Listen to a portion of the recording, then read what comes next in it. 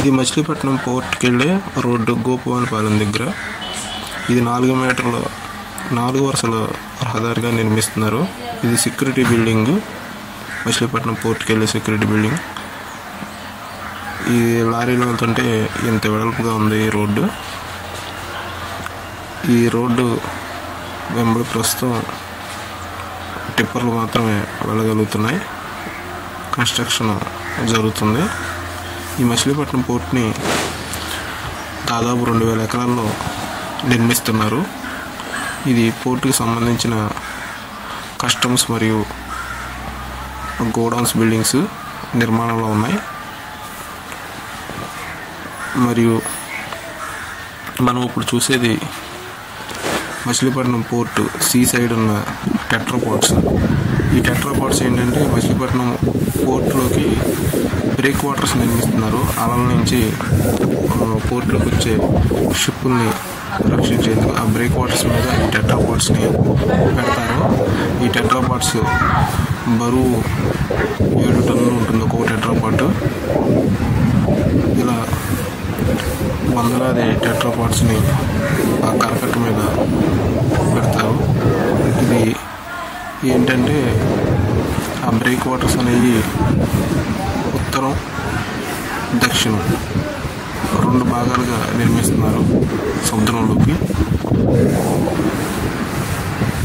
ఈ ఉత్తరం break water అనేది 250 మీటర్లు పొడవు ఉంటుంది. దక్షిణ బ్రేక్ వాటర్ అనేది 2 మీటర్లు పొడవు ఉంటుంది. 2 కిలోమీటర్లు పొడవు ఉంటుంది. అంటే దాదాపుగా 2000 మీటర్లు అన్నమాట. ఇది ఇప్పుడు నేను చూపిస్తుంది ఆ బ్రేక్ వాటర్స్ నిర్మాణాలు. ఇది దక్షిణ బ్రేక్ వాటరు. ఈ బ్రేక్ వాటర్ మీద ముందుగా మనకి రబ్బీసు మట్టితో నిర్మాణాలు చేసి కొండరాళ్ళు కూడా వేయడం జరిగింది. చూడండి, ఈ కొండరాళ్ళు క్వారీల నుంచి తీసుకొచ్చి ఈ విధంగా టిప్పర్లతో వరుసల వారీగా వేస్తున్నారు. మరి ఆ కెరటాల నుంచి షిప్పులు రక్షించాలంటే ఈ విధంగా ఏ తప్పదు. చూశారుగా, ఆ లోపల కెరటాలు అనేవి పూర్తిగా ఆగిపోయాయి. సముద్రం చాలా నిశ్చలంగా కనిపిస్తుంది. ఇవి చూడండి, ఈ పడవ ఉన్న ప్రాంతంలో ఈ విధంగా నిశ్చలంగా కనిపిస్తుంది. ఇదిగోండి, ఇది బయట వైపు, అంటే ఆ షిప్లు వచ్చే ప్రాంతం కాకుండా ఇటు సైడ్ కొద్ది కెరటాలు కనిపిస్తున్నాయి. ఇప్పుడు నేను చూపించబోయేది లోపల వైపు. ప్రశాంతంగా కెరటాలు లేకుండా కనిపిస్తుంది. ఈ విధంగా భారీ క్రేన్లు మరియు ప్రొక్లైనర్లు టిప్పర్ల నుండి కొండరాళ్ళని దించుతూ ఈ వరుసల వారీగా అమర్చుకుంటూ బ్రేక్ వాటర్ని మరింత పటిష్టంగా తయారు చేస్తున్నారు. నేను లోపల వైపు కూడా చూపిస్తాను. ఇదిగోండి, ఇది లోపల వైపు.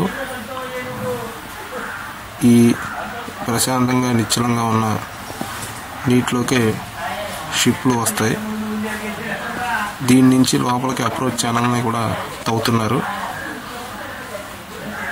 ఆ అప్రోచ్ ఛానల్ 17 మీటర్లు లోతు మరియు 400 మీటర్ల వెడల్పుతో తవ్వుతున్నారు. తవ్వి దాని చుట్టుపక్కల షిప్లు ఆగడానికి 4 జెట్టీలని నిర్మిస్తున్నారు. 4 జెట్టీల్లో 3 సరుకు రవాణా జెట్టీలు, మామూలు సాధారణ కంటైనర్ జెట్టీలు, 1 కోల్ బెర్త్ అంటే బొగ్గు రవాణా కోసం ఉపయోగించే కోల్ బెర్త్. ఇది చూడండి, బండరాళ్ళని ఏ విధంగా భారీగా ఉన్నారు. ఇప్పుడు నేను చూపించేది మన మంగిలిపూడి బీచ్ వైపు నుంచి చూస్తే ఇది మన పోర్ట్ ఎలా కనిపిస్తుందో తెలుస్తుంది.